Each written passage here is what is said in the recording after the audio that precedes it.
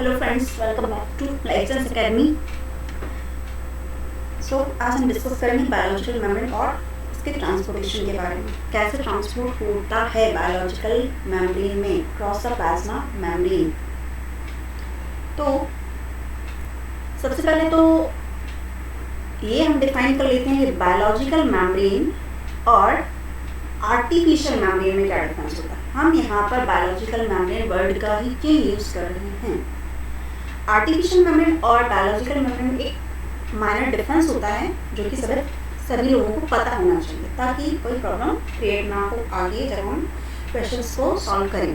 तो देखते हैं जो बायोलॉजिकल मेम्ब्रेन होते हैं वो permeable to non polar molecules and impermeable to polar molecules. सभी लोग सुनते हैं, जानते भी हैं, लेकिन ऐसा होता नहीं रियल में। जो बायोलॉजिकल मेम्ब्रेन होती है वो अपने ऊपर कुछ ट्रांसपोर्टर लगा के रखती है ताकि वो सॉल्यूट, जो पोलर सॉल्यूट्स हैं, उनको भी वो अपने अंदर या अपने अक्रॉस में वो ट्रांसपोर्टेशन करवा सके। जबकि in contrast to artificial membrane जो कि प्योर लिपिड से हम लेबोरेटरी कंडीशन में, इन विट्रो कंडीशन में देखते हैं कि वो सॉल्यूट्स के लिए बिल्कुल इम्परमिएबल होती है, या फिर हम ये कह सकते हैं कि सॉलिड को क्रॉस होने ही नहीं देती है। ये एक ओवरव्यू हो गया है कि बायोलॉजिकल मेम्ब्रेन और आर्टिफिशियल मेम्ब्रेन में, ताकि जब क्वेश्चन लगाएं तब इन विट्रो और इन विवो कंडीशन जरूर दिमाग में रखें। तो लेट्स फॉरवर्ड, हम स्टार्ट करते हैं। तो सबसे पहले हम बात करेंगे the composition and architecture of membrane. तो जब भी हम कंपोजिशन और आर्किटेक्चर की बात करते हैं तब क्या देखने को मिलता है। मेम्ब्रेन का फंक्शन कैसा होता है, उसकी स्टडी क्यों करते हैं हम, क्यों प्लाज्मा मेम्ब्रेन और क्यों बायोलॉजिकल मेम्ब्रेन, क्या दोनों एक ही हैं। प्लाज्मा मेम्ब्रेन को ही क्या हम बायोलॉजिकल मेम्ब्रेन कहते हैं। इस बात को स्पष्ट करने के लिए, यू कैन से नोटिफाइड करने के लिए हम क्या देखते हैं कि कुछ कंपोनेंट्स होते हैं जो कि कॉमन टू ऑल मेम्ब्रेन्स। कुछ प्लाज्मा मेम्ब्रेन या कुछ बायोलॉजिकल मेम्ब्रेन के कंपोनेंट्स होते हैं जो कि सब में क्या होते हैं, कॉमन होते हैं, और जिनका सबका क्या होता है, एक स्पेसिफिक फंक्शन भी होता है। अब इस स्पेसिफिक फंक्शन के अकॉर्डिंग हम क्या देखते हैं कि कुछ कंपोजिशन जो होता है वो वेरी करता है प्लाज्मा मेम्ब्रेन का हर एक ऑर्गेनिज्म में। So there are multiple organisms in the earth, so you can divide the organisms in the two categories. Now the two categories, as you all know, that the prokaryotic and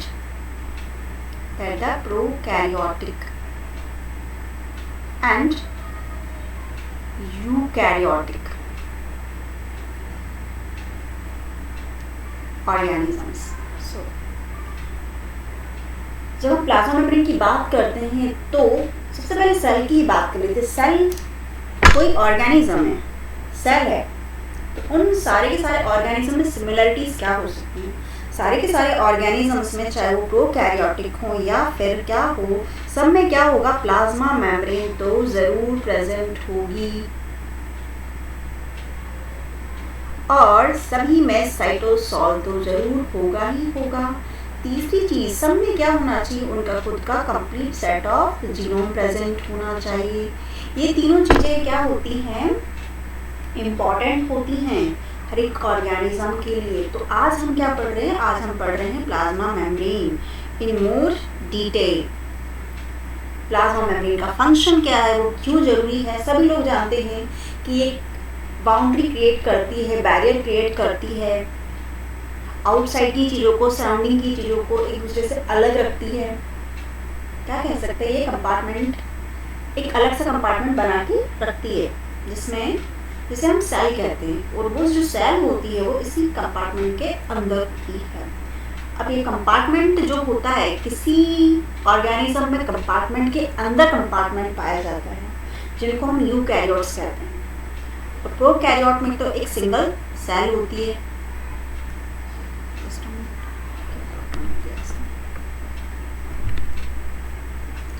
single क्या होती है, cell present होती है।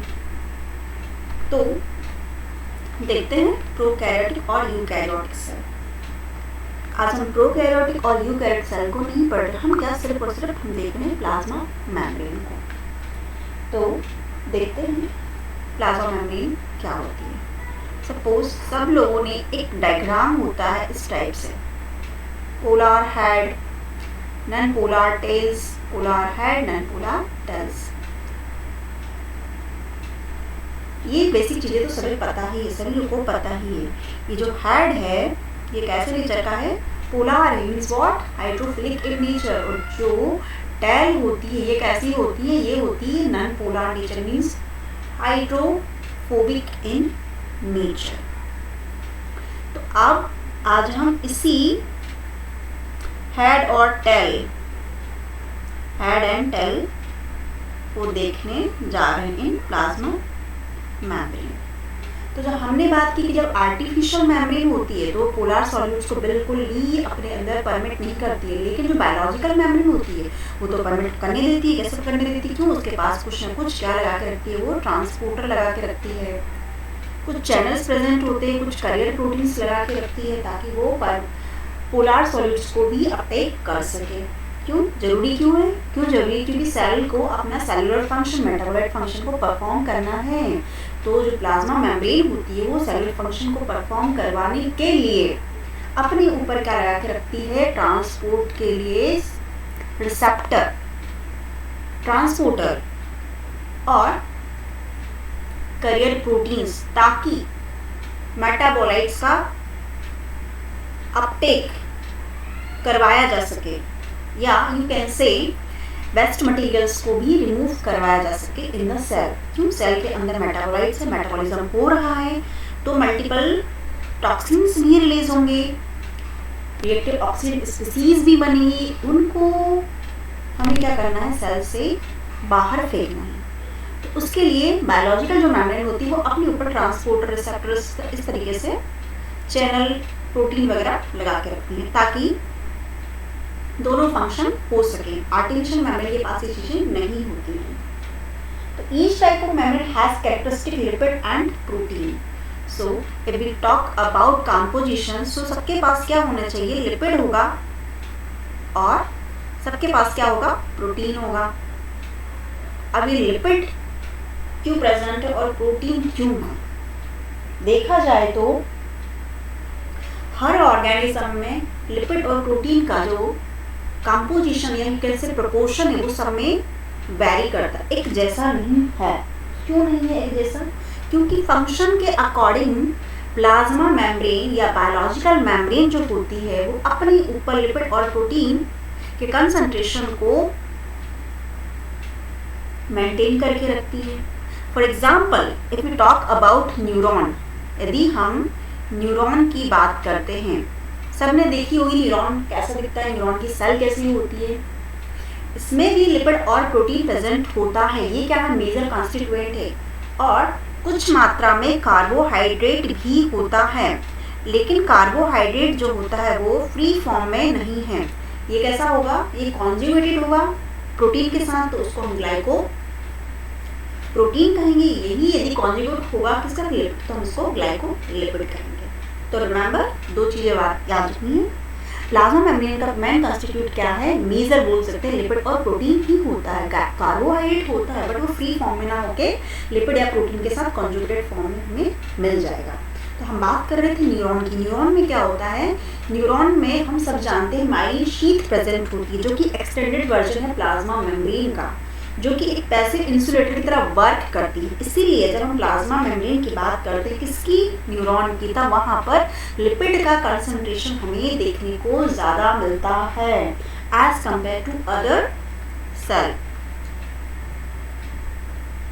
वहीं यदि हम बात करते हैं माइटोकॉन्ड्रिया और क्लोरोप्लास्ट की और कुछ बैक्टीरिया की, तो इनमें क्या होता है, एंजाइम यूटिलाइज रिएक्शन होती रहती है।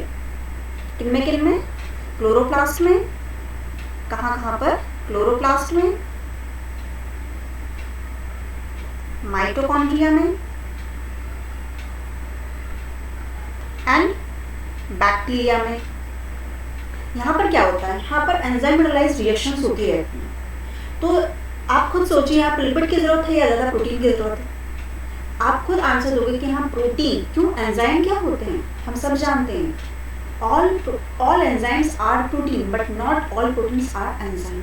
हम सब जानते हैं कि प्रोटीन जो होता है वही एंजाइम की तरह काम करने वाला है। हम क्या करना पड़ेगा, हमें प्रोटीन की कंसंट्रेशन को ज़्यादा रखना पड़ेगा ऐसी बायोलॉजिकल मेम्ब्रेन में, ताकि एंजाइम मेटाबोलाइज्ड रिएक्शंस को परफॉर्म किया जा सके। तो अब एक बात और कह देते हैं, cells clearly have mechanism to control the kind and amount of membrane lipid synthesize and to target specific lipid to particular organelles. क्या समझ में आया? सेल्स जो होती हैं उनके पास मैकेनिज्म, उनके पास कंट्रोल है, एक कंट्रोल मैकेनिज्म है कि वो मेम्ब्रेन में जो लिपिड का अमाउंट होता है उसको कंट्रोल मैनर में रखती हैं, चाहे वो सेल माइटोकॉन्ड्रिया की हो, प्लाज्मा मेम्ब्रेन, चाहे बैक्टीरिया की, चाहे क्लोरोप्लास्ट की, या फिर आरबीसी की मेम्ब्रेन हो। हम सब जितनी भी बातें यहाँ जानते हैं सेल या प्लाज्मा मेम्ब्रेन के बारे में, वो सब in with respect to RBC की मेम्ब्रेन जो होती है उस पर जो कुछ प्रेजेंट है, उसमें जो प्रोटीन प्रेजेंट है उसके रिस्पेक्ट में हम बात करेंगे। तो सबसे पहले कंपोनेंट्स की यदि बात की जाती है वेरियस ऑर्गेनिज्म में, तो वो क्यों वैरी होता है। ह्यूमन की जो माइलिन शीट होती है उसमें प्रोटीन 30% होता है और फॉस्फोलिपिड भी 30। और तीसरी चीज एक और प्रेजेंट होती है जिसे हम कहते हैं स्टेरॉल। सबने नाम सुना होगा। और जो स्टेरॉल है वो जो ह्यूमन में पाया जाता है उसको कहते हैं कोलेस्ट्रॉल। वहीं यदि हम ईस्ट में देखते हैं, ईस्ट में जो होता है 52% जो होता है वो प्रोटीन होता है, फॉस्फोलिपिड जो होता है वो 7% होता है, और स्टेरॉल जो होता है ईस्ट का उसको हम कहते हैं अर्गोस्टेरॉल। तो ई कोलाई जो होता है उसमें 75% प्रोटीन है और फॉस्फोलिपिड 25 है, और स्टेरॉल तो प्रेजेंट ही नहीं है। Means what? ई कोलाई में क्या स्टेरॉल प्रेजेंट नहीं है? जी हाँ, आपने सही सुना, स्टेरॉल प्रेजेंट नहीं है ई कोलाई में। तो ये जो चार्ट है यहाँ जो हमने एक इमेज दे रखा है, इसमें बताया है प्लाज्मा। ये जो प्लाज्मा लिखा है ये क्या है? ये बायोलॉजिकल, यही है हमारी बायोलॉजिकल मेमोरी है। तो देखा जाए यहाँ देखिए आप, ये जो ऑरेंज कलर डिटेक्टेड किया गया किससे बताया गया? कोलेस्ट्रॉल को बताया गया है। कोलेस्ट्रॉल को बताया गया है। ब्लू जो कलर है लाइट ब्लू वो है फॉस्फेटिडाइल कोलिन, एंड जो डार्क ब्लू है वो किसके लिए डिनोट किया गया? फॉस्फेटिडाइल इथेनोलैमाइन के लिए। And light orange is for the minor lipids and green for the sphingolipids. तो हम बताएंगे जो प्लाज्मा मेम्ब्रेन होती है, यूकैरियोट की प्लाज्मा मेम्ब्रेन, उसमें कोलेस्ट्रॉल का अमाउंट अच्छा खासा होता है। बाकी लिपिड और प्रोटीन जो होते हैं वो असिमेट्रिक डिस्ट्रीब्यूशन में होते हैं, लेकिन कोलेस्ट्रॉल जो होता है वो उसका सिमेट्रिक डिस्ट्रीब्यूशन होता है। अब हम बात करते हैं जब किसकी, ये तो देख लिया हमने प्लाज्मा में। बात करते हैं इनर माइटोकॉन्ड्रिया। हम सब जानते हैं माइटोकॉन्ड्रिया कैसा ऑर्गेनिज्म है? डबल मेम्ब्रेन बाउंड ऑर्गेनिज्म है। तो बात किसकी हो रही? इनर माइटोकॉन्ड्रियल मेम्ब्रेन की। इस मेम्ब्रेन की हम बात कर रहे हैं। यहाँ क्या होगा? यहाँ पर कार्डियोलिपिन प्रेजेंट होता है जो कि एब्सेंट होता है, और यू कैन से नेग्लिजिबल अमाउंट में होगा प्लाज्मा मेम्ब्रेन में, एक्सेप्शंस में भी देयर, बट अभी के लिए कह सकते हैं कि कार्डियोलिपिन जो होता है वो प्लाज्मा मेम्ब्रेन में प्रेजेंट नहीं होता है। इनर माइटोकॉन्ड्रिया जो होता है उसकी जो मेम्ब्रेन होती है वहाँ कार्डियोलिपिन अबंडेंट पाया जाता है, और फॉस्फेटिडाइल कोलिन भी प्रेजेंट होता है, और phosphatidyl इथेनोलैमाइन। So green color is for sphingolipids. Sphingolipids is minor in the inner mitochondrial membrane. Sphingolipids सबसे ज्यादा इसके चार्ट या इस ग्राफ के अकॉर्डिंग देखा जाए तो सबसे ज्यादा स्फिंगोलिपिड कहाँ दिखाई दे रहा है आपको? प्लाज्मा मेम्ब्रेन वाले लाइन में दिखाई दे रहा है। फिर जो आउटर मेम्ब्रेन होती है माइटोकॉन्ड्रिया की, ये वाली, ये आउटर मेम्ब्रेन है, इसमें क्या दिखाई दे रहा है? इसमें कार्डियोलिपिन इनर के कंपैरिजन में कम दिखाई दे रहा है हमें। क्यों? और कोलेस्ट्रॉल तो दोनों ही नेग्लिजिबल जैसा दिख रहा है, बट है तो सही, बट है। अब आउटर माइटोकॉन्ड्रियल जो मेम्ब्रेन होती है उसमें मेजर कॉन्स्टिट्यूट आपको क्या दिखाई दे रहा है? फॉस्फेटिडाइलकोलिन मेजर दिखाई दे रहा है। वही यदि हम लाइसोसोम की बात करते हैं, लाइसोसोमल मेम्ब्रेन जो होती है वहाँ भी कार्डियोलिपिन हमें देखने को मिल रहा है, वहाँ भी हमें कार्डियोलिपिन देखने को मिल रहा है।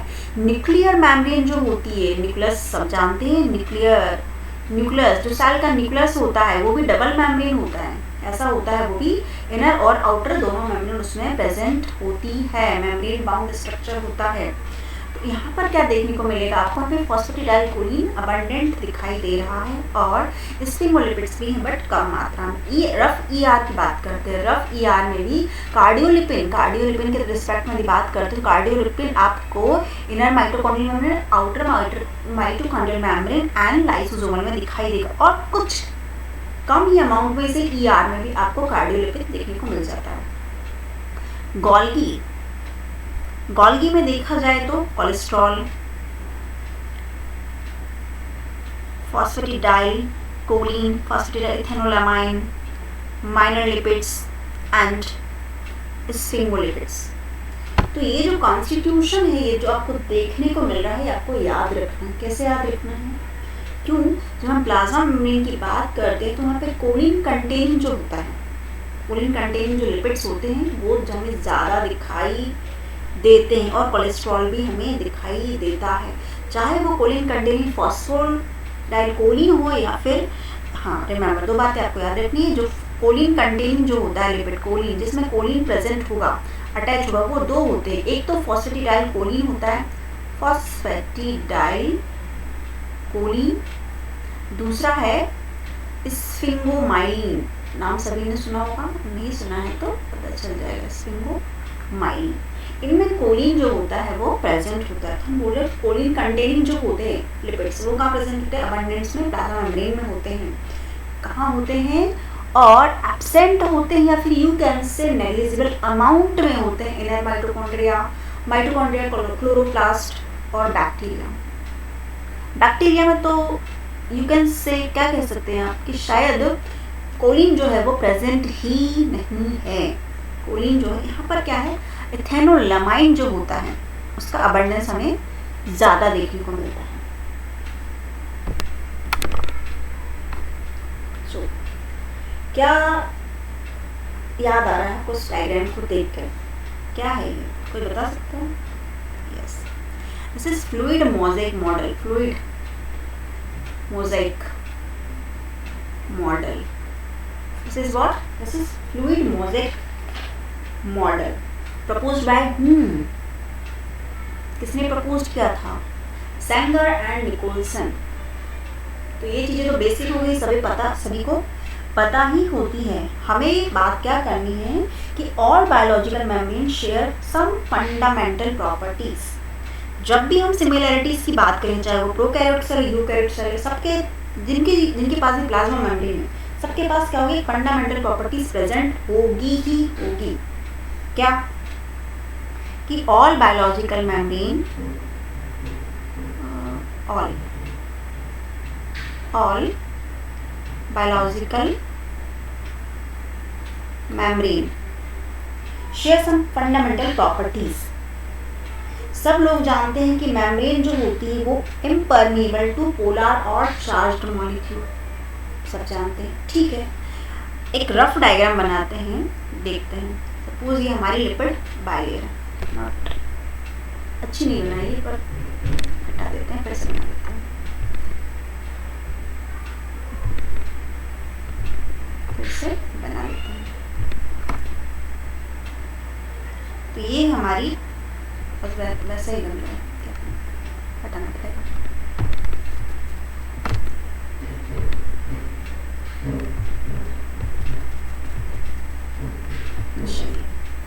देखते हैं तो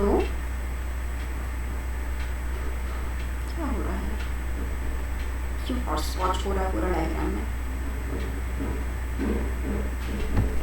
हॉटस्पॉट डायग्राम में, पूरे डायग्राम में फास्ट हो रहा है, इसको सबसे पहले इसको हटा लेते हैं ताकि क्लैरिटी रहे, ताकि क्या हो, क्लैरिटी मेंटेन रहे।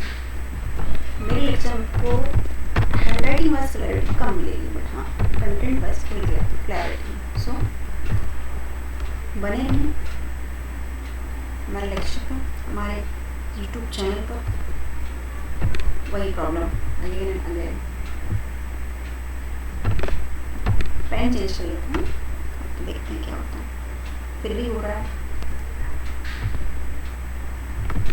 एक मिनट। हाँ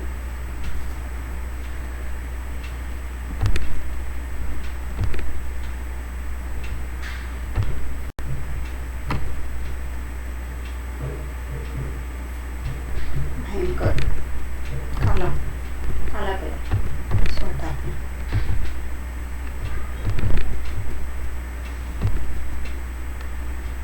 तो आप लोग भी सजेस्ट कर सकते हैं ना कौन सा कलर रखिए। यही प्रॉब्लम हो रही है अगेन एंड अगेन। तो हम सबसे पहले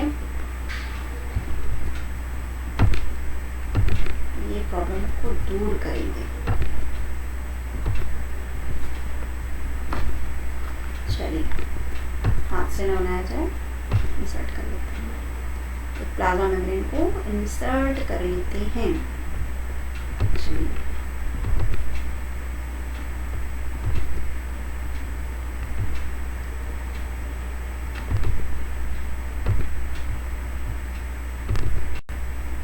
ये देखिए, तो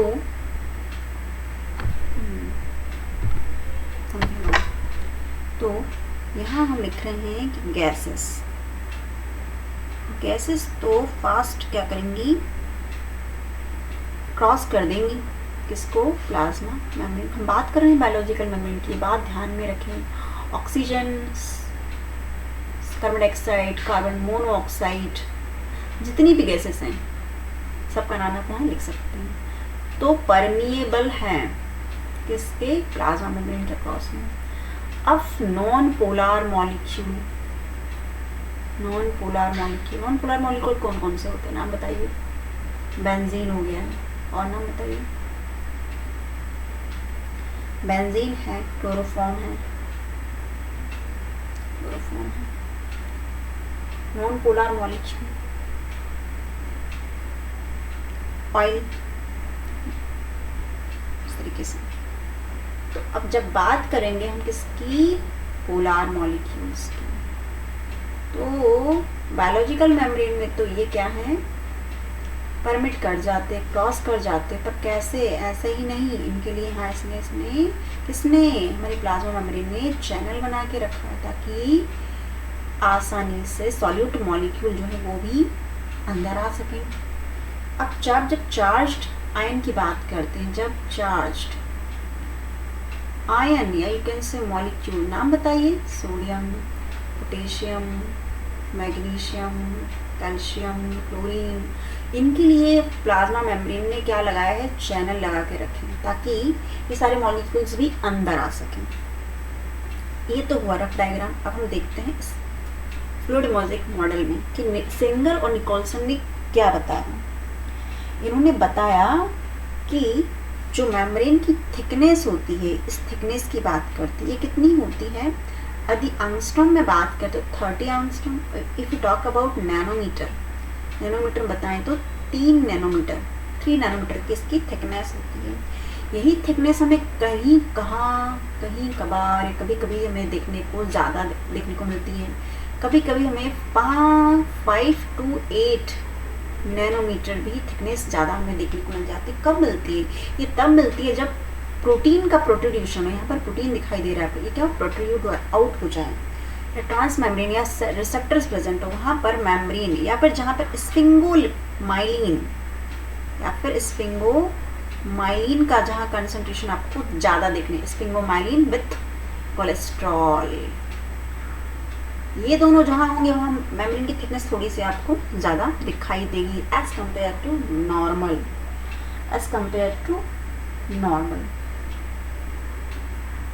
अब ये हमें पता कैसे चला कि मेम्ब्रेन बायलेयर है, लिपिड बायलेयर है।